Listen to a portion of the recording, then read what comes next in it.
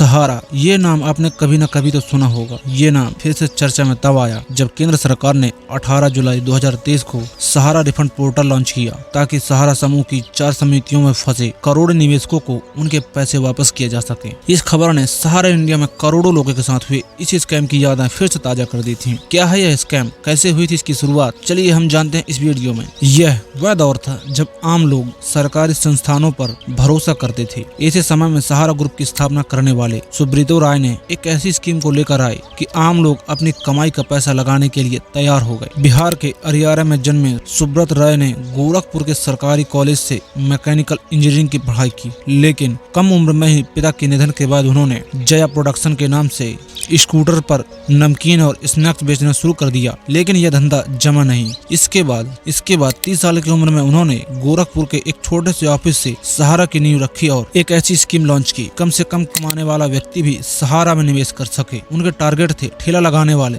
चाय बेचने वाले, रिक्शा चलाने वाले और छोटे मोटे काम धंधा करने वाले लोग। लोगों को लगने लगा कि सहारा में रोजाना थोड़ा थोड़ा पैसा जमा करेंगे तो उनकी हालत सुधर जाएगी और 100 रुपए कमाने वालों को 20 रुपए बचाने और उस पर ब्याज कमाने का आइडिया दिया गया। जब कंपनी बढ़ने लगी तो सुब्रत राय के कदम भी आगे बढ़ने लगा और सुब्रत राय भी सहारा श्री कहलाने लगे। अगर कोई यह पूछता कि पैसे डूब गए तो ऐसे में सहारा एजेंट उन्हें एक मैगजीन दिखाते जिसमें सहारा श्री की फोटो प्रभावशाली लोगों के साथ दिखती थी और यह फोटो लोगों को यकीन दिलाने में कामयाब रहती थी कि उनका पैसा सुरक्षित है।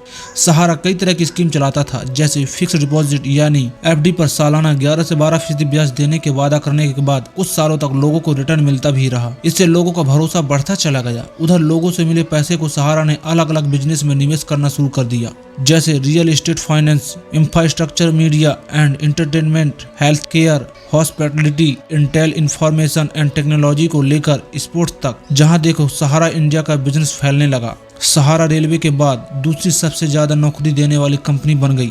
11 लाख से ज्यादा कर्मचारी इस कंपनी में थे। क्रिकेट के मैदान से लेकर अन्य खेलों तक हमारे खिलाड़ियों की जर्सी पर सहारा का ही लोगो दिखता था। सिर्फ बिजनेस का ही नहीं, सट्टा की गलियों का और ग्लैमर की दुनिया में भी उनकी एक खास पहचान थी। बॉलीवुड के बड़े बड़े अभिनेताओं से लेकर राजनीति के दिग्गज नेता तक उनके दोस्त हुआ करते थे।